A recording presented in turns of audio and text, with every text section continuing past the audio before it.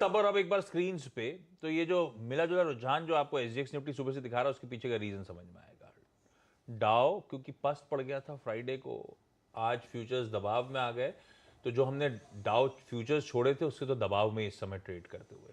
हाँ, नैस्डैक वो पॉकेट है जो अभी भी मोमेंटम कंटिन्यू कर रही थी, हालांकि अब पस्त पड़ना शुरू हुई है। अब तक सुबह इन ग्रीन एसजीएक्स इसलिए दिख रहा था क्योंकि नैस्डैक स्ट्रेंथ में था, अब वो सब पस्त पड़ रहा है। और एक फ्लिप करिएगा प्लेट, जो अभी मेंशन हो रहा था कैसे डॉलर इंडेक्स कूल ऑफ हो रहा है, वो देखिए हमने 3:30 बजे 107.4 पे छोड़ा हुआ डॉलर इंडेक्स और फर्दर कूल ऑफ होके 100, ये इसी का इंपैक्ट था फ्राइडे को जब हम लोग रुपए में अच्छी मजबूती एंजॉय कर रहे थे। 101 पैसा, एकदम शगुन की तेजी थी। अभी जो एक्चुअली जो नीरज जी ने बात बोली ना आशीष, क्रूड वो वाली। सब क्रूड वाली, वो मेरे ख्याल से एक देखिए, मैं ग्लोबल क्यूज को हमेशा इस तरीके से देखता हूँ कि वो इंडियन मार्केट पे क्या इम्पैक्ट आएगा, क्योंकि at the end of the day हमको तो यहाँ पे इंडियन मार्केट में ट्रेड करना है। तो 5 महीनों के बाद सबसे ज़्यादा तेज़ी हुई है यूएस की मार्केट में। जो फ्राइडे का भी डेटा आया, अब उसके बाद एक 5 महीनों की सबसे बड़ी तेज़ी है। और इसमें एक सबसे बड़ा फैक्टर है जो नैस्डैक में रैली हुई है। नैस्डैक 2 दिन में 10% भागा है, 2 दिन में 10% रैली एक नैस्डैक में, मतलब मैसिव मूव। और इसके लिए मैं फ्राइडे को देख रहा था कि वो जो नैस्डैक में जो थर्सडे वाली रैली हुई थी वो कंटिन्यू हुई कि नहीं हुई, वो ज़रूरी था, क्योंकि सेकेंड डे पे आपका मोर मेच्योर्ड रिएक्शन आता है। तो उसने एक जो चीज़ बताई है कि जो नॉर्मली मैं हर बार आईटी की रैली को बहुत सस्पेक्ट होके देखता हूँ, अब मेरा एक थोड़ा सा मन बन रहा है कि आईटी सेक्टर में एक शायद एक मीन रिवर्जन ट्रेड है। वो मीन रिवर्जन ट्रेड क्या है? 200 डे मूविंग एवरेज की तरफ आईटी इंडेक्स का जाना, वो हम डिस्कस करेंगे उसके बारे में।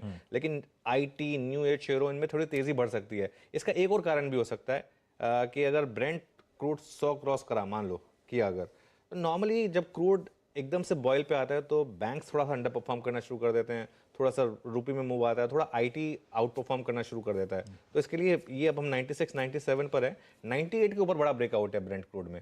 तो इसके लिए अब ये अगर Indian market point of view से ज़रूरी है कि 96 से 98 का जो जोन है जिससे पिछली बार घूमा था ब्रेंट क्रूड, आपको याद होगा आशीष, वो ज़रूरी है कि ये 96 यहाँ से घूमे।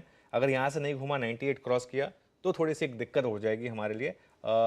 लेकिन यूएस मार्केट में एक चीज़ क्लियर हो गई है कि अब एक जो बड़ी डिक्लाइन थी वो अरेस्ट हो चुकी है, और अब एक बाय ऑन डिप्स का मूड वहाँ भी बन चुका है। तो मुझे लग रहा है कि ओवरऑल मार्केट के क्यूज अच्छे हैं। मार्केट में अभी भी इंडिकेशन बाय ऑन डिप्स का ही है, ऐसा कोई इंडिकेशन मार्केट ने दिया नहीं है कि किसी भी मार्केट में ये सेलिंग ये जो रैली है ये मैच्योर हो रही है या फटीग आ रही है। अभी तक फटीग के कोई इंडिकेशन नहीं है। देखिए, जरूरी नहीं है कि मार्केट रोज 300 पॉइंट भागे, कब मतलब एक as long as texture is intact, बीच बीच में 200 पॉइंट गिर भी जाए तो कोई प्रॉब्लम नहीं है मार्केट में। ठीक बात। तो ये है मोटा मोटी ग्लोबल मूड से याद आया, वो यूएस मिड टर्म इलेक्शंस का अपडेट नहीं दिया आपने। मैं लास्ट पढ़ा था डेमोक्रेट्स ने यूएस सेनेट का कंट्रोल रिटेन कर लिया है, रिपब्लिकन शायद close to winning control House of Representatives का। ज्यादातर डोनाल्ड ट्रंप से एसोसिएटेड जितने भी रिपब्लिकन से वही हार रहे हैं, जो कन्वेंशनल रिपब्लिकन थे वो जीत रहे हैं। एक्चुअली सीनेट में तो उनका कब्जा हो गया डेमोक्रेट्स का, और हाउस में क्योंकि जो वोटिंग है, अब लास्ट उनके हाथ में कमला हैरिस के है ना। हाँ, उनके चूंकि वो वीटो करेंगे तो बस, वही खत्म जीतेंगे। ठीक है। हाउस में अभी पूरी काउंटिंग कंप्लीट नहीं हुई, लेकिन थोड़ा सा एज है रिपब्लिकन का, तो अभी कह नहीं सकते कि वहाँ क्या होगा। लेकिन ये बात आपने जो कही ना कि ट्रंप के जो सपोर्टेड या नॉमिनेटेड, रादर यह कहना ज़्यादा सही होगा, उनके जो नॉमिनेटेड ज़्यादातर हार गए हैं। तो क्या ट्रंप से लोग नाराज़ हैं या चाहते हैं कि अब वो रॉन डिसेंटिस को प्रमोट किया जाए, इनको हटा के ये अब नहीं चल रहे? ये कई सारे क्वेश्चंस हैं जो आगे हम लोगों को देखने को मिलेंगे। लेकिन ये बात सही उनके क्या, वो आप देखिए निवाडा में उनका आदमी हार गया, पेंसिल्वेनिया में उनका आदमी हार गया, जॉर्जिया में उम्मीद थी वहाँ नहीं कर पा रहे। तो ट्रंप के खिलाफ या ट्रंप के कामकाज से लोग शायद उतना खुश नहीं, वो चाहते हैं कि चेंज हो अगले इलेक्शन में। और इसमें वो जो एबॉर्शन वाला इशू था वो सबसे ज़्यादा महंगा पड़ा है। ट्रंप से बहुत नाराज उसको लेकर के लोग। आशीष, मैं एक वेबसाइट है जिसको हमेशा ट्रैक करता हूँ, oddschecker.com। ओके। वो oddschecker.com पे आपको हर चीज़ के ऑड्स मिल जाते हैं। नॉर्मली तो मैं स्पोर्ट्स के लिए चेक करता हूँ, लेकिन वो पॉलिटिकल इवेंट्स के लिए भी बहुत ज़रूरी होता है। तो पिछले हफ्ते तक जब ये इलेक्शन की स्टार्ट हुई थी, उस समय number 1 favourite US presidential election के लिए थे डोनाल्ड ट्रंप। डोनाल्ड ट्रंप के ऑड्स उस समय चल रहे थे 2:1। नंबर 2 पे थे रॉन डिसेंटिस, ठीक है। उसके बाद आपके डेमोक्रेट्स आते थे, ठीक है। तो एक मार्केट में एक मूड तो ये बन चुका था कि चेंज तो होगा यूएस में, डेमोक्रेट्स की जगह रिपब्लिकन प्रेसिडेंट तो आएगा, लेकिन अब रिपब्लिकन नॉमिनी कौन बनेगा? मैं आज सुबह के अब अपडेटेड रेट्स देख रहा हूँ, पहली बार रॉस डिसेंटिस जो हैं वो नंबर 1 पर पहुंच गए हैं। उनके ऑड्स हो गए अब 13-5। अभी उस लेवल के नहीं है जिस लेवल के डोनाल्ड ट्रंप फेवरेट थे लास्ट वीक तक, लेकिन अब फेवरेट जो है वो रॉस डिसेंटिस हैं। और देखिए अमेरिका में इन चीज़ों को बहुत महत्व दिया जाता है। अभी वो रिपब्लिकन पार्टी खुद बोलेगी शायद डोनाल्ड ट्रंप को कि देखिए इससे बेटर अपॉर्चुनिटी नहीं थी आपके पास, मतलब जो कुछ भी अगेंस्ट हो सकता था एक करंट इनकम्बेंट गवर्नमेंट के वो था। इन्फ्लेशन ये सब जो आंकड़े वगैरह आ रहे हैं सब कुछ आ रहे हैं, उसके बाद भी अगर आप एक मेजोरिटी नहीं डिलीवर कर पाए, एक नहीं डिलीवर कर पाए, तो मतलब पब्लिक मन बना चुकी है कि आपका टाइम खत्म हो चुका है, अब किसी और को आगे। तो मेरे ख्याल से ये धीरे धीरे ऑड्स और कम होंगे और डिसेंटिस मुझे लग रहा है कि आगे जाके वो बनेंगे। तो डोनाल्ड ट्रंप का एरा शायद फाइनली खत्म हो चुका है। मिस करूंगा उनको। उनके 3 गवर्नर्स भी हार गए हैं। सुबह की प्रोग्रामिंग चमका देते थे ट्रम्प साहब रोज सुबह कुछ ना कुछ मिल ही जाता था, पर ये कल का इवेंट भी फीका पड़ गया इस तरह के इनके नॉमिनीज के लॉसेस के चलते। कल वो अनाउंस कुछ मेगा अनाउंसमेंट करने वाले हैं, आई एम श्योर वो रन अप की तैयारी कर रहे हैं, लेकिन ठीक है।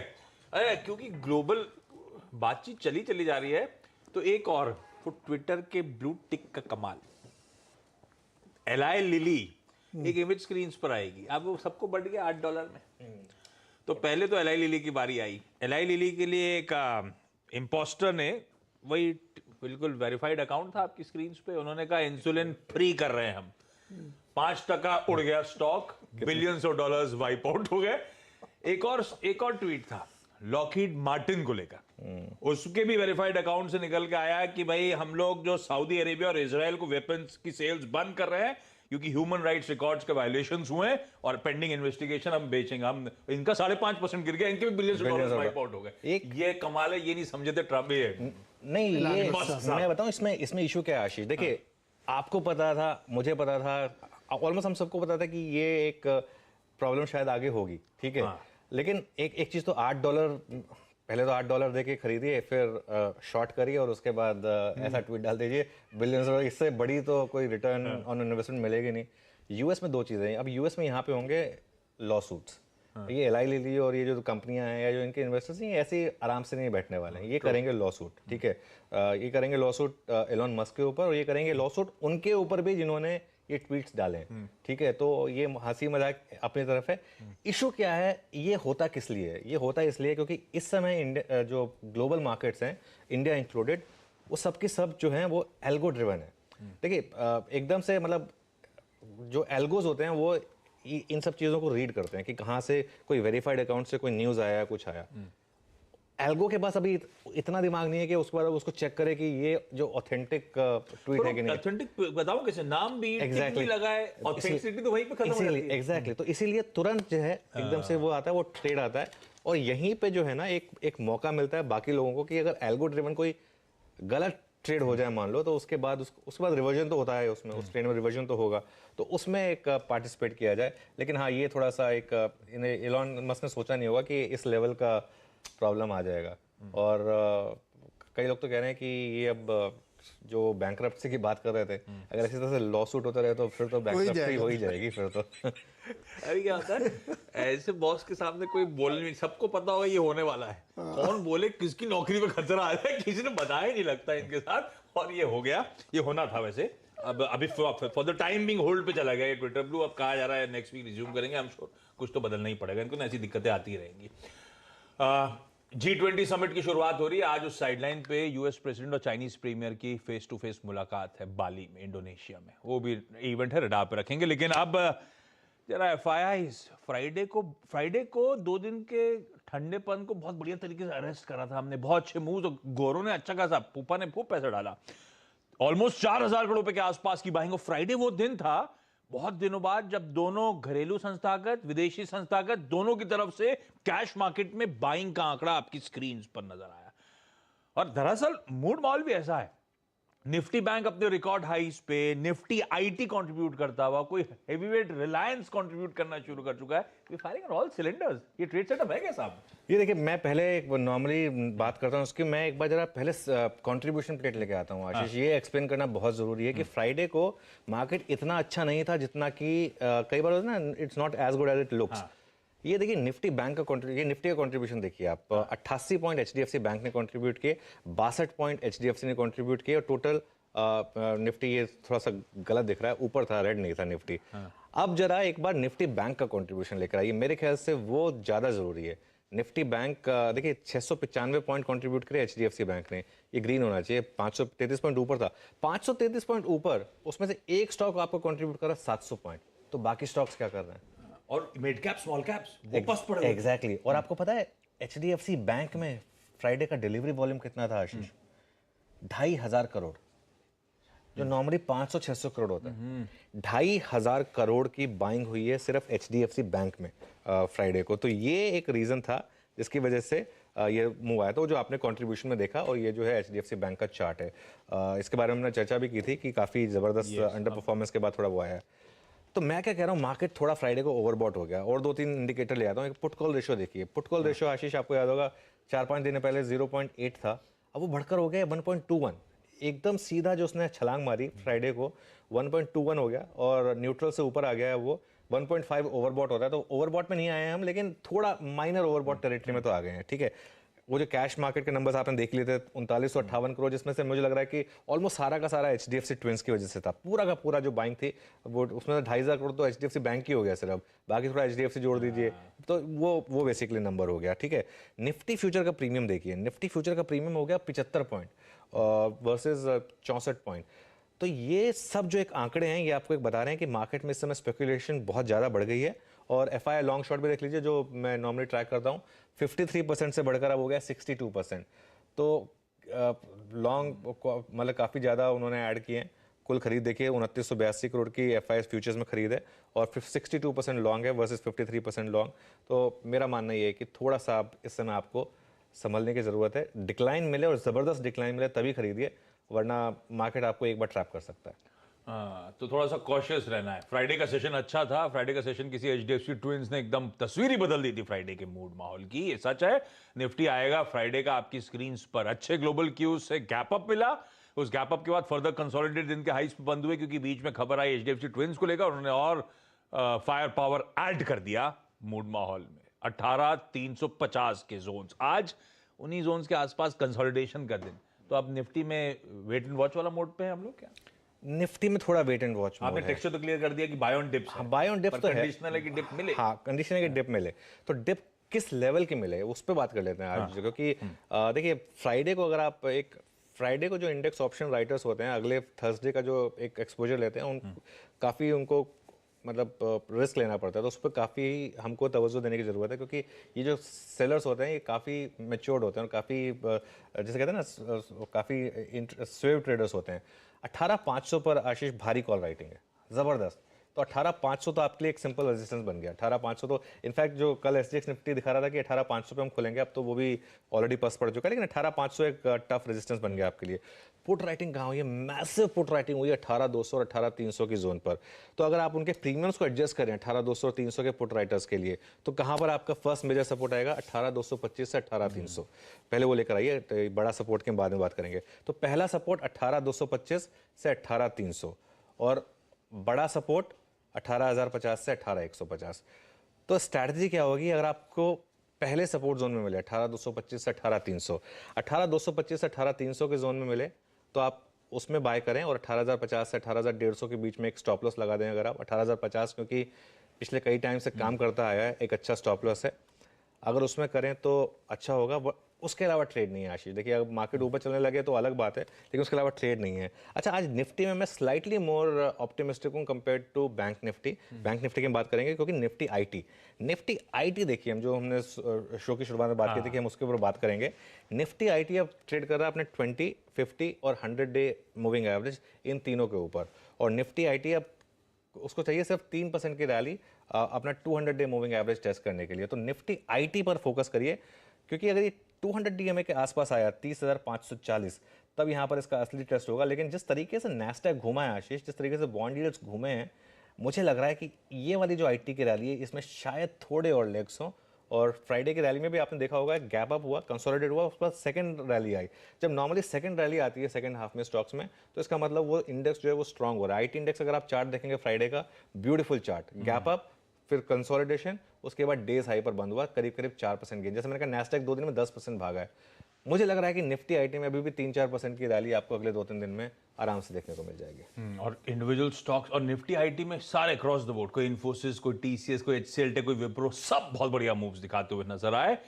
ये वो पॉकेट ऑफ आउट परफॉर्मेंस, ये शायद वो इंडेक्स है, इंडिविजुअल स्टॉक्स हैं जो शायद यहां से अभी भी अच्छा करते हुए नजर आए। आपने बैंक्स पे वो बेसिक जिस्ट तो हाईलाइट करी थी। हम लोग फ्राइडे को भी 2 बजे के शो में जब जुड़े थे, इस पे ही बातचीत हो रही थी कि सिर्फ एचडीएफसी बैंक है जो दरअसल इस पूरे मोमेंटम को इंटैक्ट रखा हुआ है। अदरवाइज कोई आईसीआईसीआई, कोई एसबीआई, कोटक, सब तो रेड में ही थे। सब तो रेड में थे। और मैं इंटरेस्टिंग चीज देख रहा था, आईसीआईसीआई बैंक का एडीआर देख रहा था मैं फ्राइडे को। हालांकि एडीआर इंडियन एडीआर में इतना लिक्विडिटी होती नहीं है, लेकिन 2.5% नीचे था आईसीआईसीआई बैंक का एडीआर फ्राइडे को। ये बहुत इंटरेस्टिंग है। मैं मतलब क्यों 2.5% नीचे था ये। और एचडीएफसी बैंक का जो एडीआर है उसने इतना आउट परफॉर्म नहीं किया जितना यहाँ डोमेस्टिक स्टॉक ने किया था, लेकिन उसका एक रीजन है कि वो ऑलरेडी 18% प्रीमियम पे ट्रेड करता है। ठीक है, तो अब जो है बात आती है बैंक निफ्टी की। तो आशीष, बैंक निफ्टी में पूरा का पूरा move largely driven by HDFC bank. मैं आज एक थोड़ी सी एक बोल्ड कॉल दे रहा हूँ, चलेगी तो अच्छी चलेगी, नहीं चलेगी तो बहुत ही माइनर स्टॉप लॉस होगा आपके लिए। वो है कि आज का जो दिन है, आज का दिन थोड़ा बैंक निफ्टी के लिए टफ हो सकता है। आज बैंक निफ्टी में हो सकता है कि थोड़ी सी प्रॉफिट टेकिंग आ जाए। और जो फ्राइडे का हाई है 42,345, मुझे लग रहा है कि वो एक थोड़ा माइनर टसल जोन है बैंक निफ्टी के लिए। और अग्रेसिव ट्रेडर अगर एक बैंक निफ्टी को शॉर्ट करे और 42,400 के स्टॉप के साथ काम करे तो ये ट्रेड चल सकती है इसमें, क्योंकि जैसे मैंने कहा कि एक इंडेक्स इतना लॉपसाइडेड हो जाए उसके बाद अगले दिन वो क्रूड ऊपर है, थोड़ा सा मुझे लग रहा है कि बैंक्स में आज थोड़ी सी मुनाफा वसूली आ सकती है ऊपर के लेवल पर। और 41,500 अगर आपको मिले तो वहां पर शॉर्ट्स प्रॉफिट बुक करेगा और वहां पर मुझे लग रहा है फ्रेश बाइंग के लिए एक अच्छा जोन होगा। देखिए, बाय ऑन डिप्स की हम बात करते हैं तो वो डिप जो है बैंक निफ्टी में हमको थोड़ी ज़्यादा रीजनेबल चाहिए, 41,500 तक की डिप चाहिए बाय करने के लिए। लेकिन एक पहली ट्रेड बैंक निफ्टी पर मुझे लग रहा है कि एक रिस्क रिवॉर्ड के हिसाब से शायद शॉर्ट ट्रेड काम कर जाए। ये सिर्फ आज के लिए एक, जैसा मैंने कहा, बोल्ड कॉल है। चलेगी तो अच्छी चलेगी, नहीं चलेगी तो आपका स्टॉप लॉस बहुत करीब है, ज़्यादा कोई आपका रिस्क नहीं है इसमें। बिल्कुल ठीक। तो निफ्टी पे 18,225, 300 के जोन्स पर अगर मिल रहा है तो वो बाय ऑन डिप्स बढ़िया तरीके से वर्क करेगा। पेशेंस रखें, वो गिरावट पे खरीदारी करने का मन। निफ्टी बैंक से ज्यादा बेहतर तेजी के लिहाज से प्लेस नजर आता है।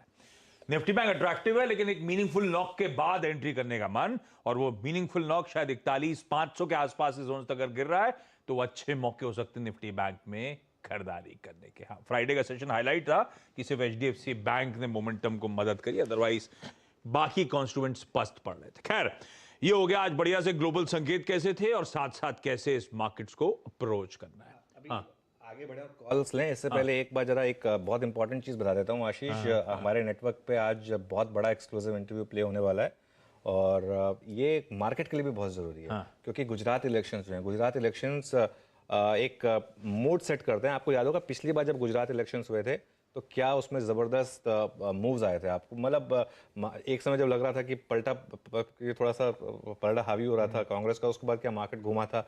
उसके बाद जब वापस बीजेपी जीती थी तो ज़बरदस्त मूव आया था। तो ये जो है ये एक तरीके का सेमीफाइनल होता है इलेक्शन से पहले का, गुजरात इलेक्शन, क्योंकि प्राइम मिनिस्टर और होम मिनिस्टर दोनों गुजरात से बिलोंग करते हैं। तो ये आज एक सुपर एक्सक्लूसिव है हमारे नेटवर्क पर, तो इसको देखिए आप आज रात को 8 बजे। और बहुत बड़ा इंटरव्यू होने वाला है ये, इस साल का अभी तक का सबसे बड़ा इंटरव्यू होने वाला है। रात में 8 बजे अमित शाह साहब के साथ ये सुपर एक्सक्लूसिव इंटरव्यू सीएनबीसी आवाज पे देखना ना भूलें। तो उस इंपॉर्टेंट इलेक्शन से पहले बड़ी बड़ी वॉइसेस के साथ हम रूबरू कराएंगे आपको, और उसमें सबसे इंपॉर्टेंट वॉइस आपकी